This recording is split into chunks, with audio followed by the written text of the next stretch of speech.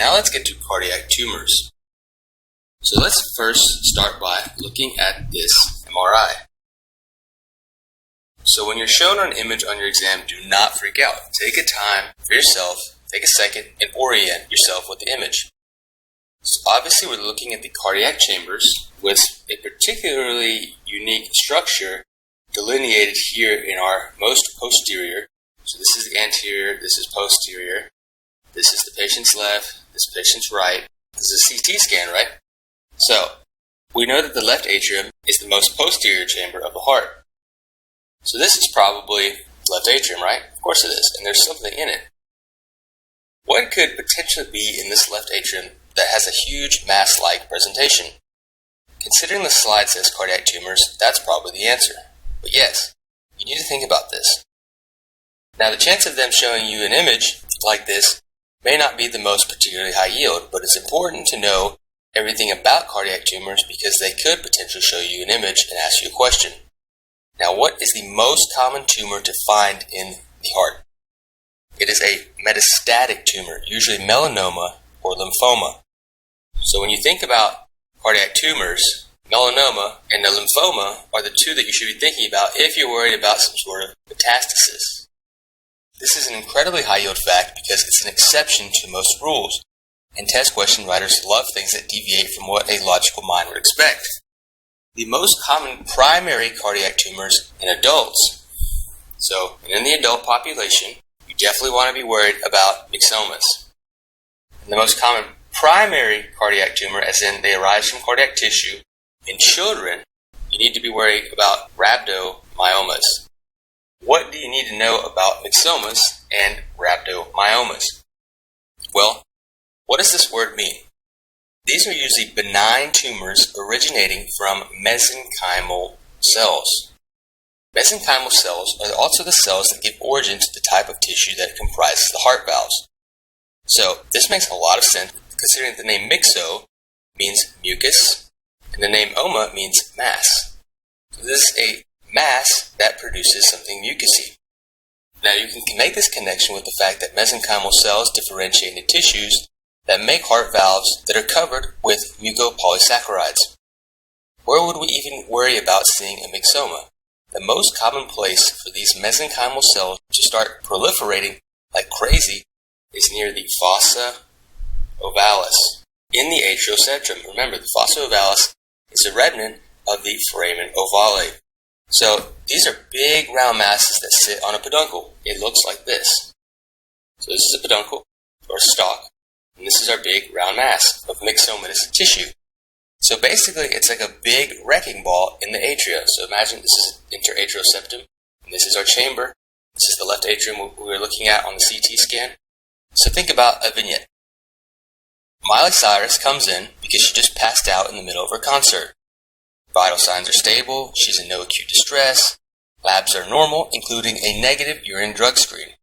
The only abnormality on physical exam is you hear a murmur that kind of sounds like mitral stenosis. So you're thinking, does she have mitral stenosis? But her medical records indicate no history of any heart problems when she was last seen a year ago. What is she suffering from? She is suffering from a myxoma in her left atrium. So remember, here is our tumor attached on a peduncle. Here is the mitral valve. This is our posterior leaflet. This is our anterior leaflet. And this is the left atrium. The reason that we hear a murmur of mitral stenosis is that this tumor will fall and occlude the opening between the left atrium and the left ventricle, creating a stenotic opening. There's nothing actually wrong with the mitral valve.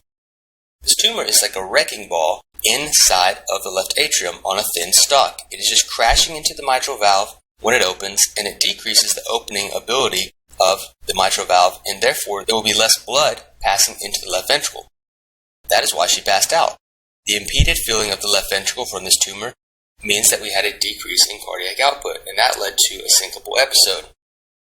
I don't know if you'd consider Miley Cyrus an adult yet, but that is the age that you would be most worried about a primary cardiac tumor being a myxoma. Now what about the other tumor that we talked about, the rhabdomyoma, right? So rhabdomyomas are the ones that you'd be worried about in the pediatric or children population. It is associated with a super high yield disease in kids, And the disease I'm talking about is tuberous sclerosis. Can you tell me the clinical presentation of a kid with tuberous sclerosis? They have hypopigmented ash leaf spots on the skin. They have cortical, so in the cortex of the brain, and retinal hamartomas. Remember, hamartomas are tumors that comprise of all the types of cells that you would expect to normally see in that area of the body. And then rhabdomyomas are obviously going to be present. So that is the type of tumor that we were just talking about. And there's an increased risk for astrocytomas. So this is your clinical presentation that you will have in a vignette if you get a question about a cardiac tumor with a rhabdomyoma seen in the pediatric population. The vignette will probably include some sort of biochemistry tie-in with things that you should know about tuberous sclerosis, which are presentation of hypopigmented ash leaf spots, hamartomas, particularly in the cortex and the retina, and rhabdomyomas with an increased risk for astrocytomas. Also, do not forget about the classic skin presentation of adenoma sebaceum, in which it is classically described as an acne-like rash on the malar area of the face. So, what renal pathology is associated with Enoch-Schonlein purpura? This is immunoglobulin A nephropathy. I know this is kind of out of left field, but that's the way that you need to practice thinking for your Step 1 exam. The questions come in random distributions. So I put this here to test us, to kind of shift gears and see if we can think about something else. Now, this is an incredibly high-yield disease for you to store in your brain. Enoch-Schonlein purpura usually develops after a kid has an upper respiratory infection, which was one of our previous risk factors for the development of another situation, which was what? Which is the serious pericarditis that occurred usually after upper viral respiratory infection. So I think about Enoch-Schonlein purpura as the immune system gets all fired up and there's just way too much IgA, hence immunoglobulin A nephropathy. There's way too much IgA created in response, and what is unique about IgA is that it will not be the only thing increased. You'll also see an increased number of complement protein C3 production. The IgA deposits in the mesangium and the glomerular basal membrane. Anytime you deposit antibodies anywhere, you will activate the complement response and you get damage. So why are the C3 protein levels of the complement system normal in patients with HSP, or increased? Well, remember, there was an increase in C3 production to begin with. We will have normal levels of C3. So those mesangial cells are also modified smooth muscle cells in addition to having some phagocytic capabilities. They can actually be induced to produce C3 when they interact with glomerular proteins coded in IgA antibodies. And this is only a local production of C3. So there's no change in the levels of the circulating C3 that are measured and will be given to you in your vignette as a normal C3 level. Now, Kussmaul's sign is an important physiologic concept that will help us review. So remember when we talked about taking a deep breath in, you increase the expansion of the thorax and the diaphragm, and you create a significant amount of negative intrathoracic pressure. And this causes a kind of a pull on any sort of vessel or structure within the thorax, allowing an increased compliance of whatever structure we're talking about. So if we're talking about the pulmonary vasculature or any of the cardiac chambers, they're kind of distended, and it increases the ability of them to take in volume, so that ordinarily jugular venous pulse will drop in inspiration due to the expanding thoracic cavity and the increased volume afforded to the right side of the heart because we're in diastole taking a breath, and it increases the ability of that chamber to take on blood, including because of the changes that are happening in the pulmonary vasculature, right? Now this results in a decrease in the jugular venous pulse because the blood will more easily flow into the right side of the heart at a lower pressure.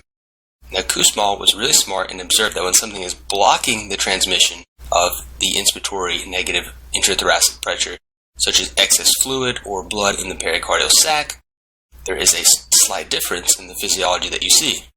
So that when we have inspiration, there is no transmission of negative intrathoracic pressure.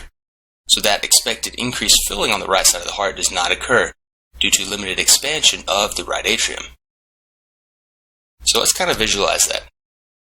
So if this right atrium is not able to accommodate blood that's being returned to it per unit of pressure, then it will quickly reach its maximum ability to take on incoming blood.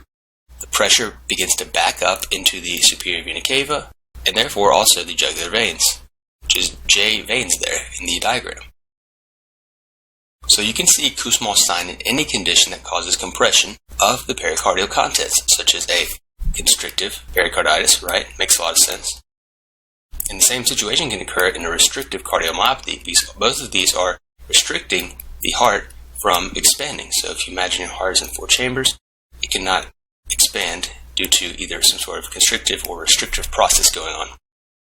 In addition to that, we can have right atrial or right ventricular tumors presenting with Kussmaul's sign, because there is a tumor in this chamber or a tumor in this chamber causing decreased ability to take on a specific volume of blood, so that there will be decreased ability of the blood to flow under normal pressure from the jugular vein to the superior vena cava and into our right atrium.